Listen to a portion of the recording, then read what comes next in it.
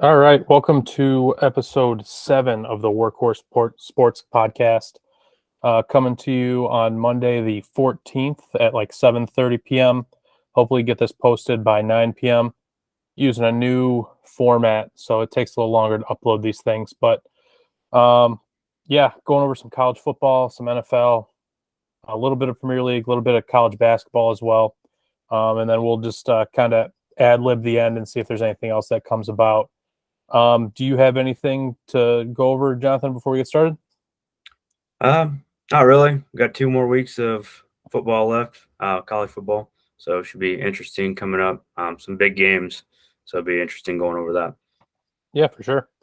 Yeah, college football's nearing the end already. You're already like looking at Thanksgiving as like the last week, obviously, then championship week, and then Army Navy game, a little bit of a break, and then bowl season, which just seems crazy already.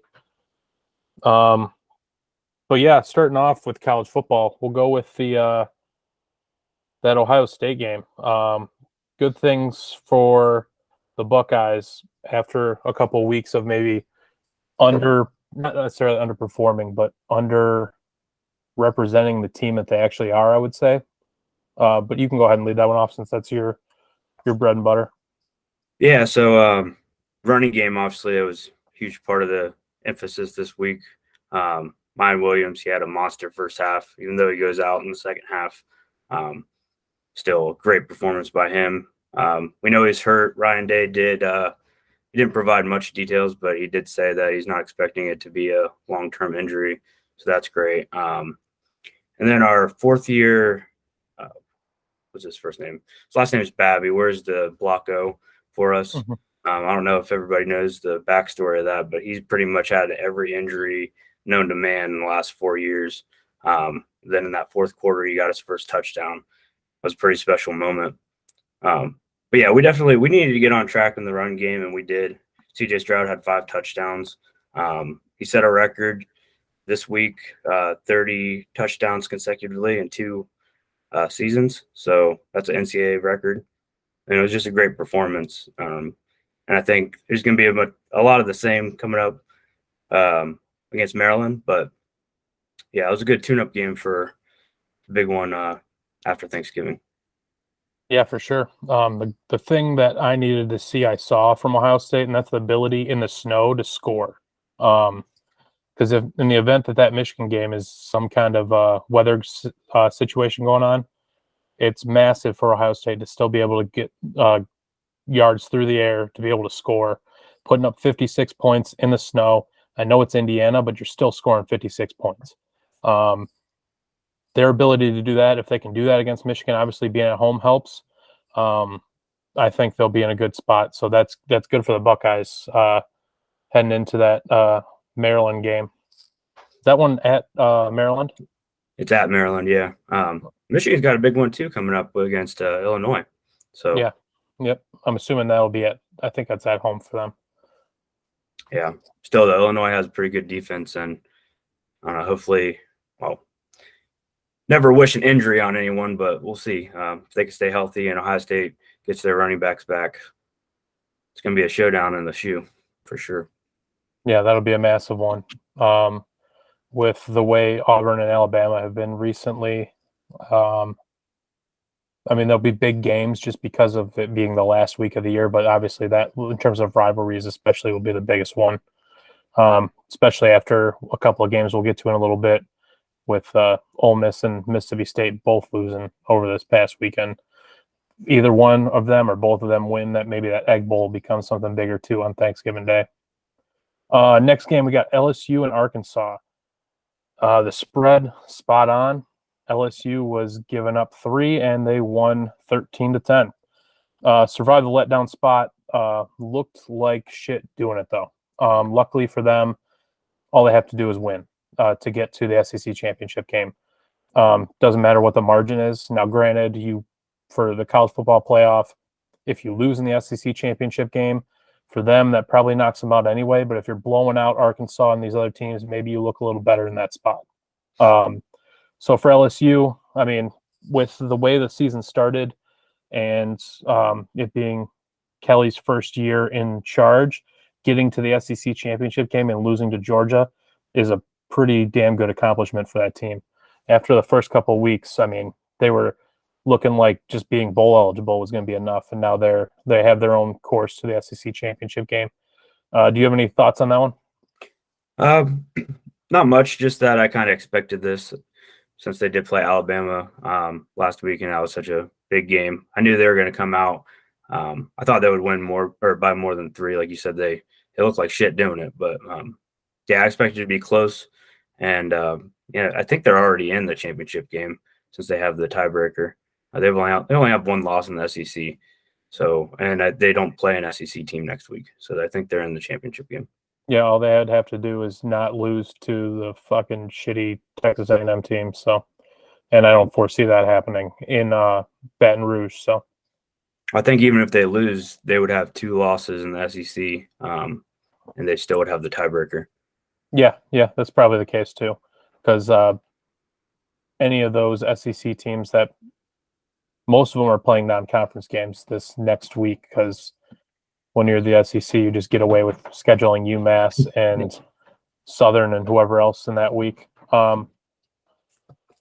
But yeah, I mean, for that one, that's pretty much what I had as well. LSU needed to do what they needed to do. Arkansas is probably a little underrated. They've had a brutal schedule. Jefferson's still an athlete, though. So, I mean, you put him out there, give him the ball. He's one of those quarterbacks that can just make things happen. So, shifting on, still in the SEC, Alabama 30, Ole Miss 24. For this one, Ole Miss just eliminated themselves from the SEC West contention with that loss. As expected, Alabama finds a way to stay alive. Like you said, it's not a given that LSU is going to make the championship. They probably will, but Alabama's going to set themselves up. So if they slip up by any means, that they'll just be sitting there waiting to jump in that spot. Another takeaway from this one is that Auburn game, that last game of the year, is going to be very interesting as Alabama looks like they're a mortal team. They're beatable. And Auburn looks like they've improved a little bit. They're not good, but they have the capacity to win that game just because if you've looked at games in the past, Auburn will find a way to keep that thing close. 7-point game, 3-point game, or potentially pulling out the upset. What do you got for Alabama and Ole Miss? I think Alabama, even though they lost 2 games, man, they got the toughest schedule in football. And both of those games they lost were away, right? Yeah, LSU was in LSU. I don't think Auburn's going to be close. Like they are beatable, but the games they've been in, there's no way they lose that last game, especially to Auburn. They are improved, but like you said, Alabama knows that if LSU slips up, TCU loses, something along those lines, a 2-loss Alabama team can still get in the playoffs, especially with those 2 road losses. So, yeah, I think Alabama's still right there. I don't think they're going to get in, but there's always a chance when you're Alabama. Yeah, for sure. That was a weird stat. It was like Alabama could as easily have 5 losses right now as they could be undefeated because all of their games they've played that they've either won or lost have been within a touchdown or less, and there's been some kind of play that happened during that game that changed the course of it. I'm sure a lot of teams can say that, but most teams don't have every single win or loss by that close of a margin. And especially, I think this is the highest penalized Alabama team that Nick Saban's ever had, which I'm sure drives him up the wall based on just his demeanor and what he expects out of his teams. Next one up, heading to the Big 12. This one's a little frustrating for me. Texas Christian 17 and Texas 10. You want to lead that one off? Yeah, on paper, Texas should win this game. 9 times out of 10, Texas wins this game. They got Ewers, which played like shit. He made me pretty happy that he left Ohio State after his performance against TCU. But yeah, this one, it's infuriating that TCU keeps winning. I don't think they're that great of a football team. Texas, we know Texas. We know the team that Texas has. They're not the best football team in college football. And I still thought they should win this game. If they don't play like shit, they still win this game. So it's it's very infuriating, like you said. TCU just keeps doing what they need to do, though, and they went out. They're going to make the playoffs. Yeah, and I part of me feels bad for wanting them to lose so bad, but just in terms of the game though, Texas defense did the job. Quinn Ewers didn't. Holding TCU to 17 points. Any Big 12 team that you hold to 17 points, that's a pretty damn good job by your defense. And I keep saying every week, like you just said, TCU can't keep winning the way they do, but they keep finding a way to win. I hope for our sake, selfishly, on New Year's Eve, we don't have to watch Georgia TCU and a 52-6 blowout. Like you said, give TCU credit for what they're doing. I mean, it's pretty like hard-nosed, badass to keep winning these games the way they are and still undefeated as a team that was projected to be like middle of the pack, if not bottom of the pack in the Big 12. But TCU has Baylor and then Iowa State to finish off the year. Then a Big 12 championship game against Kansas State, Oklahoma State, Baylor, or Texas again.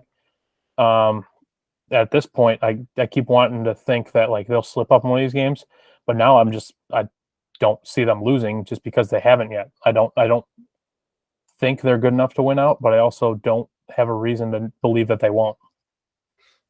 Yeah, for sure. I disagree a little bit. I don't think they're going to win out.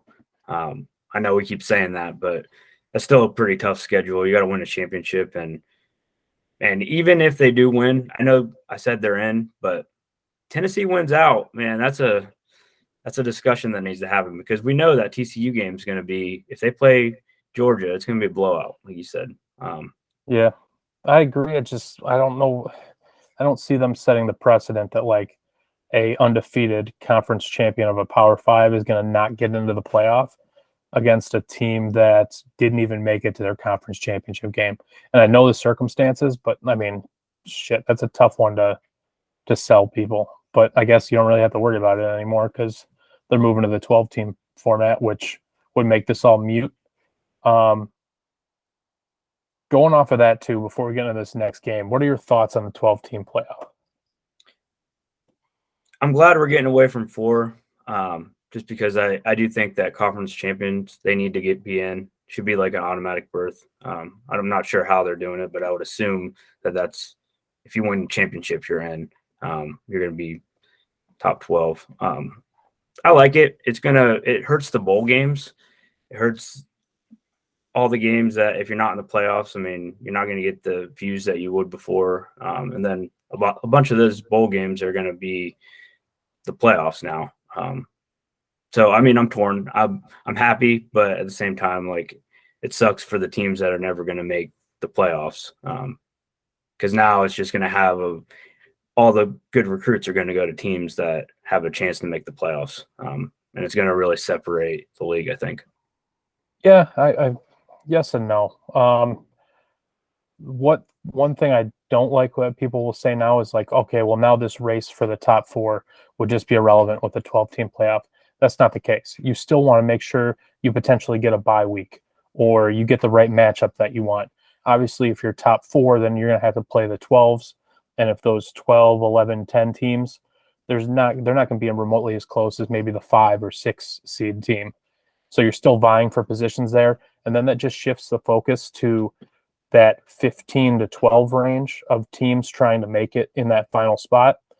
And another thing I would say, maybe just depending on what they do with the group of 5, but there's been teams that,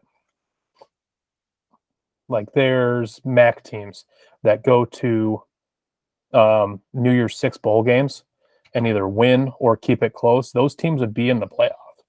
So yeah. I think it was, what year was it? I remember driving through the mountains of West Virginia, listening to it. It was Wisconsin and Western Michigan in Dallas in the Cotton Bowl.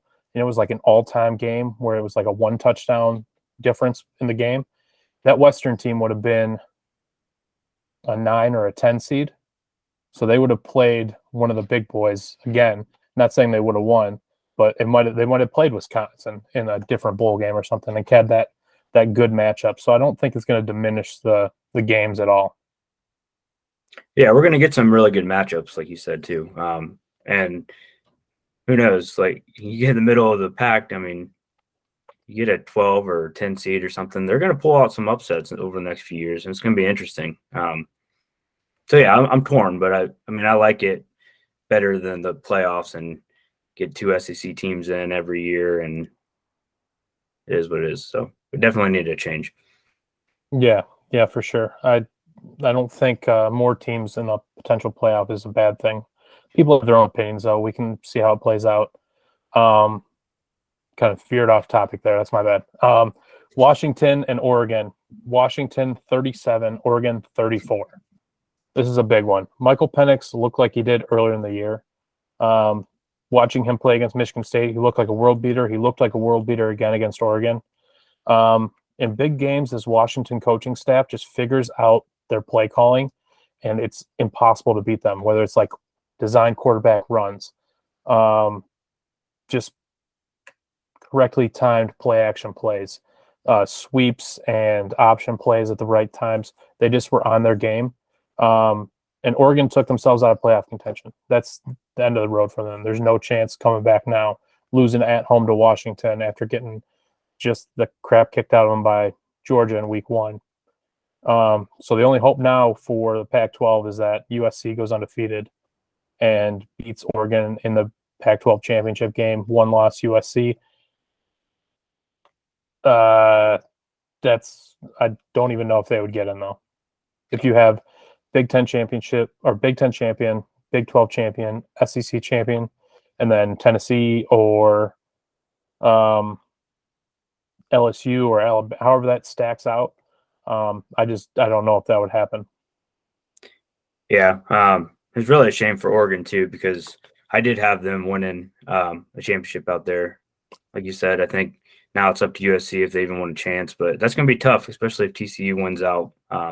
I think they're the third team back, so I really don't see a scenario where they get in if, like you said, you get a Big 12 champion, Big 10, SEC.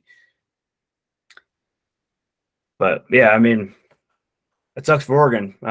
You got to win big games if you want to make the playoffs, and they look like they had it this year. There was a clear shot for them to make the playoffs, and they kind of blew it. Yeah, for sure.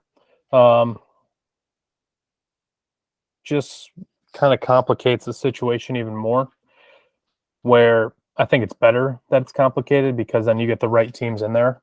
But for the selection committee, I'm almost certain you wish for TCU to win out. You want to have a solid Pac-12 champion. You're probably upset when Clemson lost because that just makes your job as easy as like, okay, 4 conference champions, all of them are undefeated or have 1 loss. Now your decision is going to be incredibly difficult. Georgia, Mississippi State. Georgia 45, Mississippi State 19. What do you got for this one? Yeah, Georgia's clear number 1. I think I said that last week too. They just keep rolling over teams. They're clear number 1. They're the best team in the country, in my opinion. We'll see. They still got to play probably LSU. So there's a chance for them to lose, but man, if they get TCU in the first game, it's going to be tough for them not to win a national championship. Definitely going to be in their favor. Yeah, they get lucky every year too because that SEC championship game is always played right in their backyard. So not a whole lot of travel for Georgia's fans if they're living in Athens to get to Atlanta. But I mean, I'm sure Atlanta's just crawling with them anyway. So Starkville Bulldogs, though, they look decent. But it's just you're playing Georgia in the SEC, and it's just not a good time to be playing them right now. They did bounce back a little bit. I expected that after Mike Leach's whole chair theft situation. Did you see that?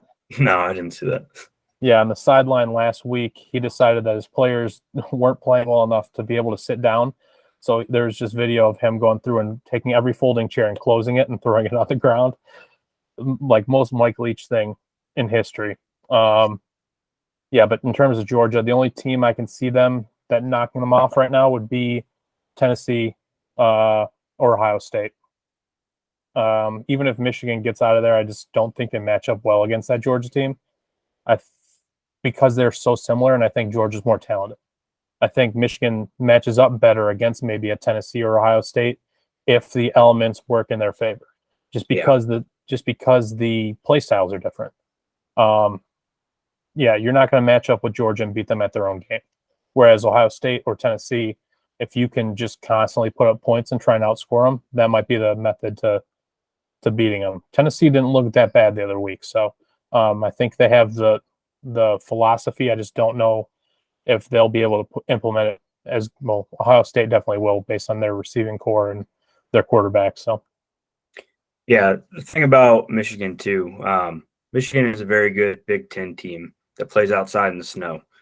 Put them on turf with Georgia, Tennessee, Ohio State. It's not going to be close. We're a lot faster, more talented in offense, and Michigan might have a good defense, but you're not going to stop the passing attack from Tennessee or Ohio State or even Georgia at this point. So I just don't see Michigan doing well in a playoff scenario against either of those teams. Yeah, and I think we'll leave that one until later week's podcast. We've talked enough about the playoff scenarios already. I was getting a little ahead of myself on that one. Last game that we'll go over for college football.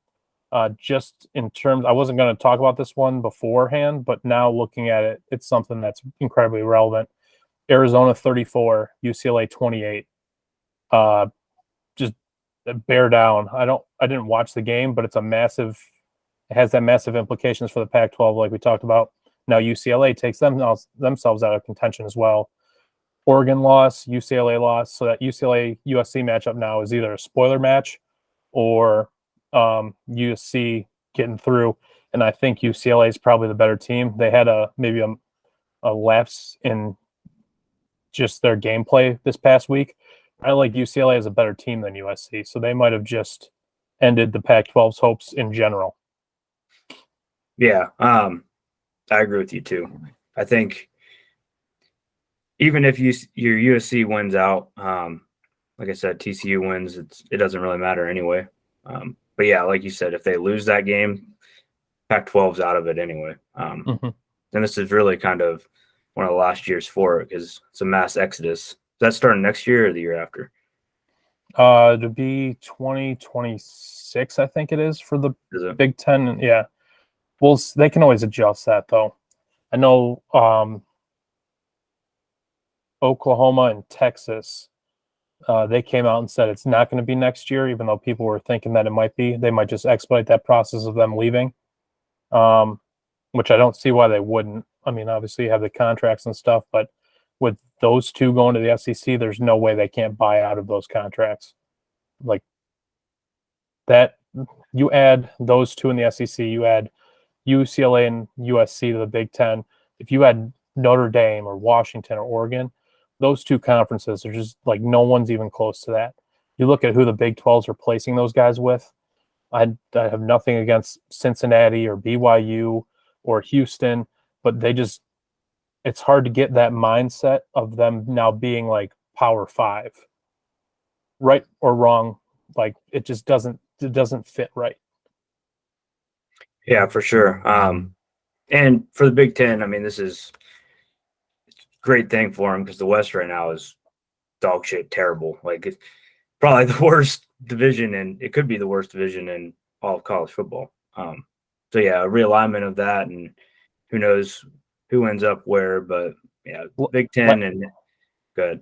Last thing, did you see all the scenarios for the Big Ten West and how every team is still eligible somehow and no one controls their own destiny? So everyone needs someone to lose in order to get in, which I don't even know how that's like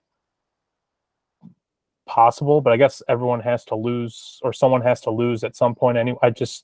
Mind blowing. There's like 50 to 60 different combinations that can happen with 2 weeks left.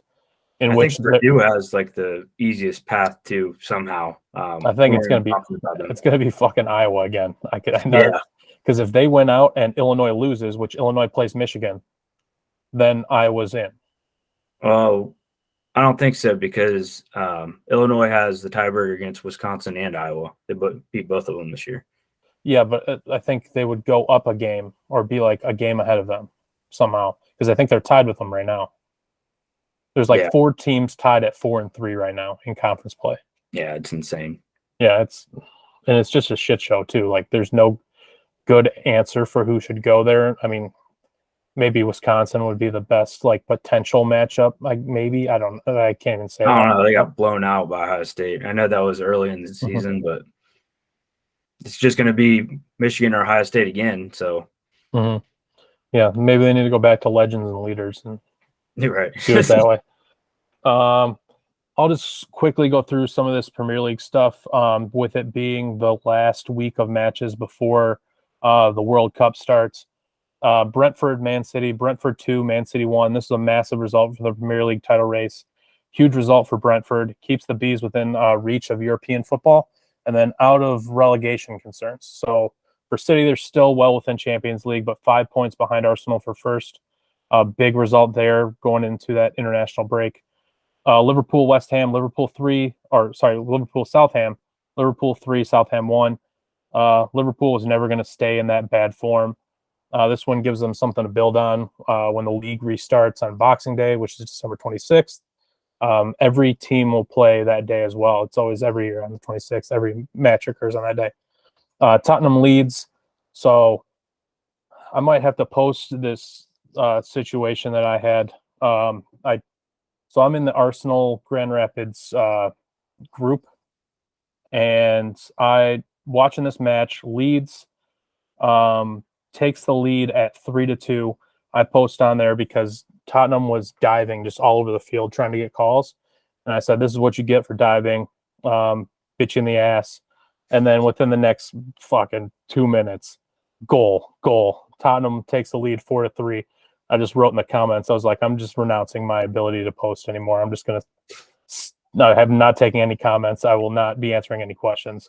But that was at least nothing else entertaining match. So 4-3 Tottenham over Leeds.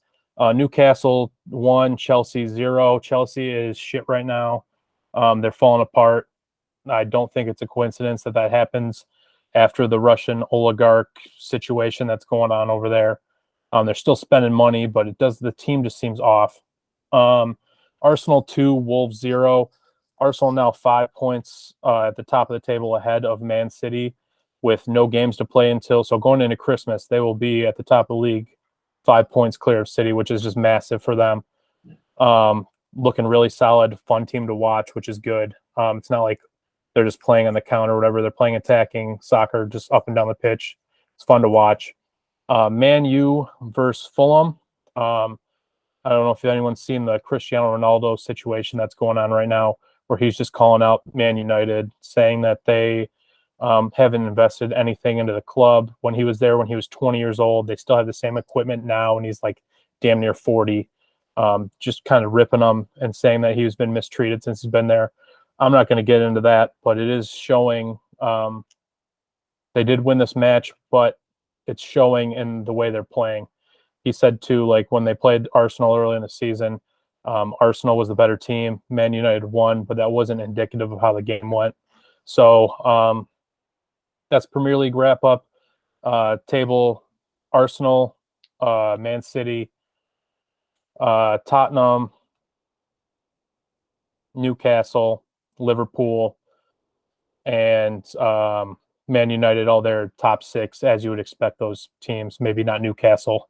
If you replace Newcastle with Chelsea, maybe that would be more indicative, but that's the top 6. And that's what we'll do for soccer for right now.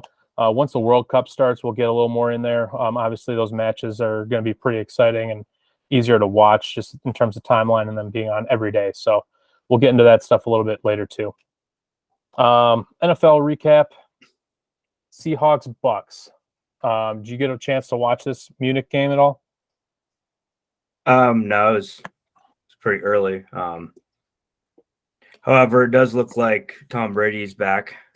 Just because, I mean, I think he plays the NFC South is probably the worst division in NFL. So, yeah, I didn't watch it, but Seahawks are a good team. So 2 first-place teams now, and unfortunately, don't bet against Brady because he's there every year. And when you play against teams in his division, so I think they're back. But yeah, that had to be a heck of an environment out there too.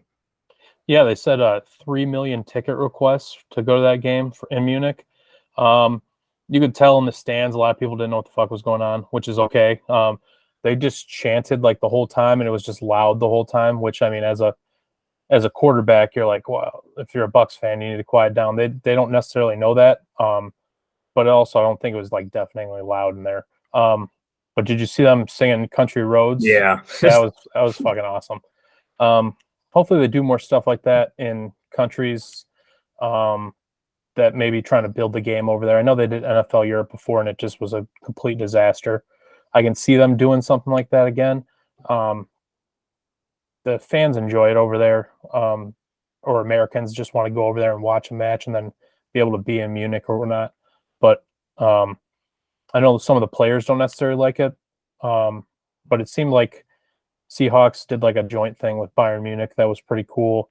Tom Brady after the game talking to some players and whatnot too. I think they try and make the best of it. At least I hope they do, because it's a pretty cool experience. Brady said afterwards it was one of the cooler things he's done in the NFL, and he's won like buku championships. So pretty cool there. In terms of relevance for the league, like you said, the Bucks, they're just going to be able to command that division now if they do anything resembling that going forward. Seahawks, they're now have to be a little concerned with the 49ers. Yeah. I think the NFC is up for grabs, so if they don't win the division, they can still get in. I think their record at 6-3, they're still commanding that division pretty well. So 6-4, yeah, 6-4 now. Yep. Yeah. Go ahead. But like you said, the 49ers, just a 49ers team with a great defense, and they got Jimmy Garoppolo out there too, orchestrating all of it. He's a great quarterback, man. I don't know why so many people hate him, but he wins games. He's got a good defense. You got Christian McCaffrey now too. So I think the 49ers are the favorites to win, even though the Seahawks control their own destiny. It'll be interesting though. Both teams are pretty good. Yeah, and people contradict themselves all the time with that too. Like they'll be like, "Oh, Jimmy Garoppolo is just a game manager. He's not really like a great quarterback." But then if you have a great quarterback like that goes out there and throws picks or does dumb decisions, do you really want that instead of someone that's actually like making sure that there's not mistakes going on, does what they need to do to win games? It's not as flashy, but I mean, he's a good game manager. He doesn't have to be an elite passer or, making these Patrick Mahomes like plays to win. I mean, obviously he's been to a Super Bowl before, so he knows somewhat what he's doing. Yeah, for sure. Lions at Bears. I was going to go over this a little more in depth, but I'm not going to because neither of these teams are any good. And the Lions just now that Rams pick that the Lions have is now a better pick than the Lions pick, and the Lions are 3-6 or whatever they are now. So Lions, Bears, they both suck.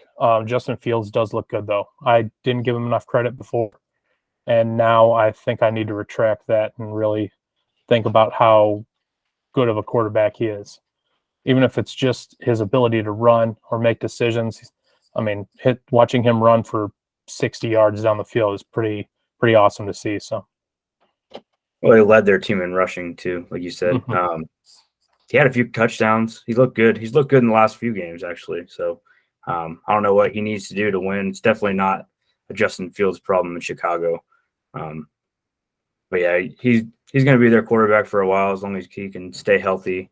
And unfortunately, they don't trade or draft anyone good ever. So it's going to be tough sledding for him going forward, I think. But he's a great quarterback. Reminds me of Vic did. He doesn't have the arm, but he can run. And he's smart. He makes good decisions. So yeah.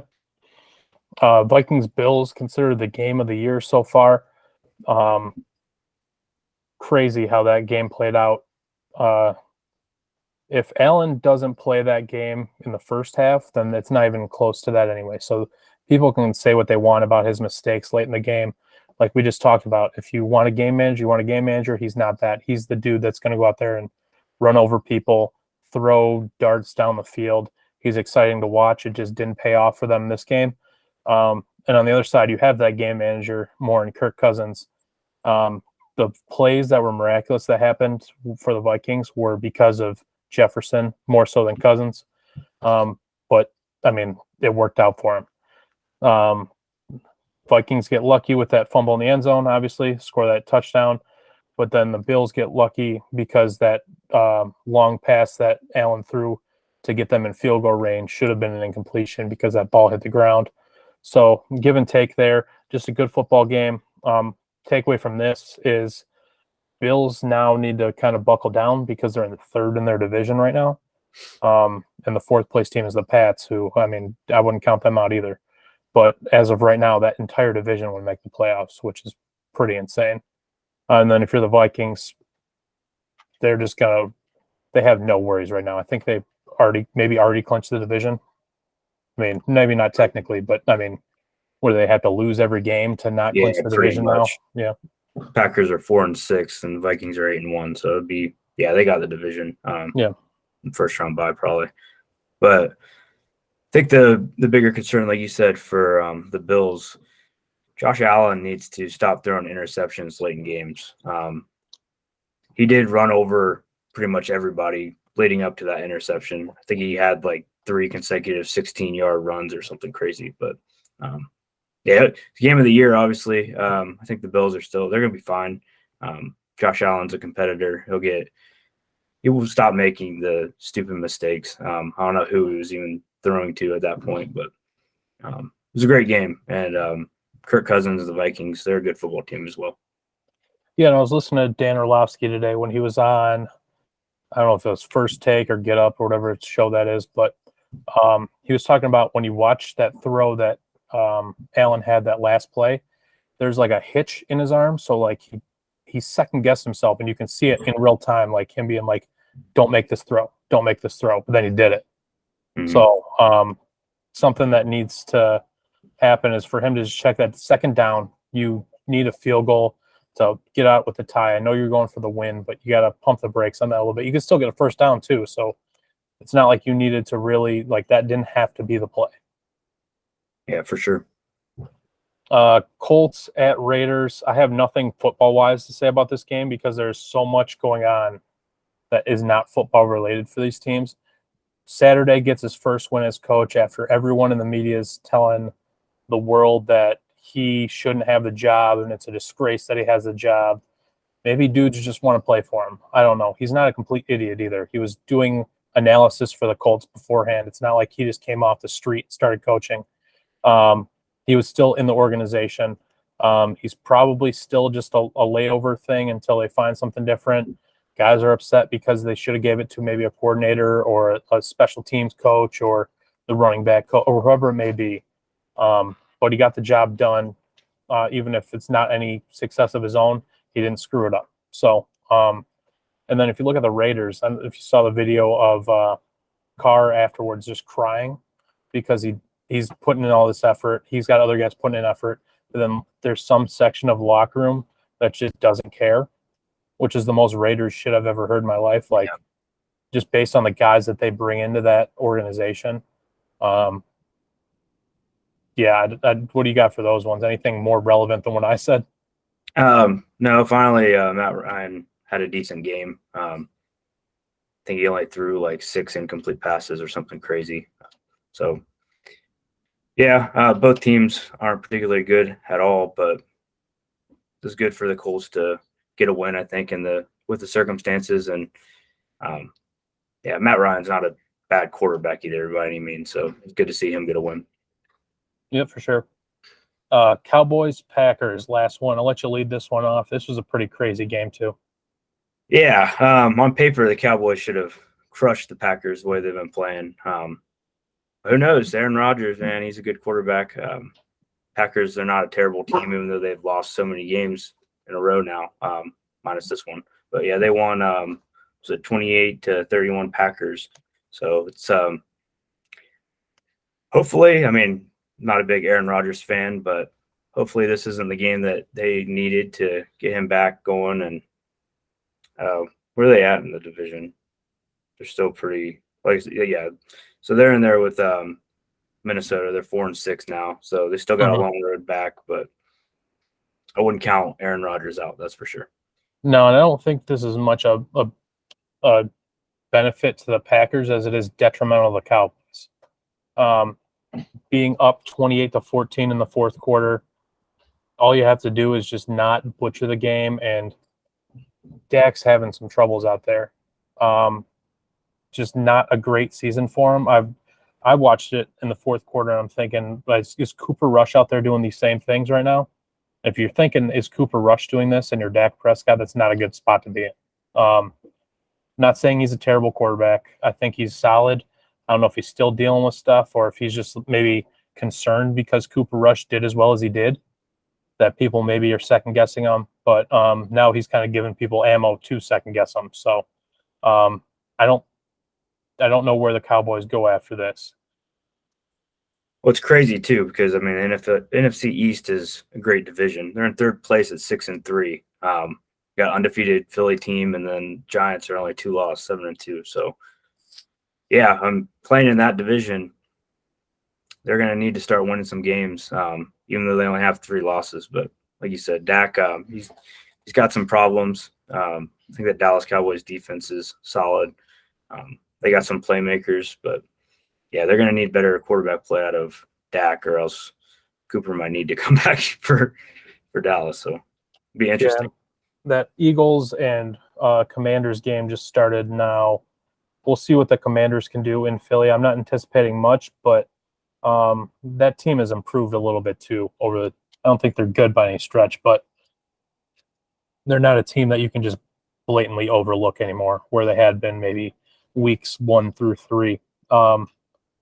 They're kind of getting things together a little bit. So that's NFL talk. We'll run through a little bit of college basketball now. Starting off with the aircraft carrier game. It was cool, but you can't take much away from it. You're playing outside on a boat. There's like shooting wise, outside shot was just completely irrelevant. There's a couple of made threes, but the percentage was just terrible. Turned into a ref show, which I enjoy watching college basketball, but there's times where the games are not even watchable because it's just constantly up and down the floor, whistle, whistle, whistle. And some of that's due to the players. I get that. But, I mean, if you're the officials, you got to try and keep it level and not just take over the game. And the amount of fouls that were called in that game, it was a little excessive. So, not saying that's why State lost. State lost because they ran out of big men and didn't play one of their big men. He had some kind of issue going on, whether he was suspended by Izzo or whatever happened with that. But it was promising to see State play that well.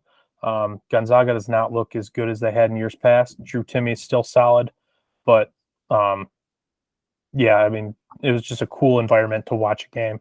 They've done it in the past. I think they'd maybe keep doing something like that, especially this early in the year. No one's going to look back on that and be like, oh, that aircraft carrier game really broke the team. So, yeah, that's what Michigan State does too. They play these premier games early in the year. They get some experience under them. Like you said, it doesn't matter that they lost that game. It's probably better that they did lose that game going farther into the season and going into Big Ten play or whatever. But I think they still play Kansas coming up, or they have another big game too. So yeah, they play Kentucky tomorrow at 7:00. Yeah, but yeah, these games, like I said, they don't mean much, but they will pay dividends down the road, I think, and I think that's why they play these huge games early on. Yeah, it's college basketball is different than college football. I mean, you get to 19 to 20 wins, you're in the tournament out of 30 something, so you can spare a few of these. What you can't do is be Louisville and lose games to Wright State and Bellarmine to start the year. Go 0-2, and you're Louisville. Like, you're supposed to be top 10 every year. And they lost to a D2 team in their exhibition game. Like, that can't happen either. Other teams that are kind of struggling as well. I wouldn't say Michigan's struggling, but that game against Eastern was a little close for comfort. I know they have Amani Bates, but Eastern's not packing a whole lot of punch outside of him. So you double him, and that should pretty much negate anything else they're going to do. UNC close against Charleston. Another interesting score line. Oregon lost to UC Irvine. Temple beat Villanova. Arizona State, I saw this yesterday. They lost to I want to say California Santa Barbara, some school like that. They had no business losing to. So that's it's promising because it makes college football or college basketball more interesting when those games are going on. You don't want to see like massive schools like UNC, Kentucky, Ohio State, Michigan State, Louisville losing games like that all the time. But every once in a while, it's good to see. And if maybe like the middle of the pack teams are losing some of these games, it's interesting once you get to tournament time because then it just turns into the madness that we all enjoy. Yeah, for sure. It's great that basketball's back. It's going to be an interesting season, especially with the start that we've seen. So, yeah, like you said, if you're a big premier school like that, basketball school, you don't want to lose your first 2 games. So it is madness like it always is. Yep. Eagles just went up about to be 7-0. 3 minutes into the game, and Washington had the ball first, so that's a good start. Yeah, for sure. And the Champions Classic tomorrow, MSU Kentucky at 7. About 9:30, Duke and Kansas immediately after that. That's always a great event. In between there too, they have the college football selection. The playoff rankings come out, so that's I think usually Herb Street's like at the game and does it from there or whatever. So that's always good to see. Other interesting stuff. Just kind of wrapping everything up here. College hockey. If you watch any college hockey, it's not like mainstream thing to do, but the Big Ten right now is insane. You have six Big Ten schools in the top 20 in college hockey right now. Michigan and Minnesota are top 3. You got Ohio State and Penn State there, right around the 10 mark, and then you got Michigan State and Notre Dame up there too. So definitely interesting to see. Thing about college hockey more so than the NHL, even though it's kind of like this in the NHL. Don't ever expect a victory in any game because it's very inconsistent. Teams that should win don't always win. That Minnesota team that's third, I think their record is like 8-4. So 8 wins, 4 losses. And then like the lowest ranked Big Ten team in the top 20, their record is 8-3-1. So it's going to be interesting going forward. If that's something that you're potentially interested in, I would say Big Ten hockey is definitely something to watch right now. Yeah, for sure.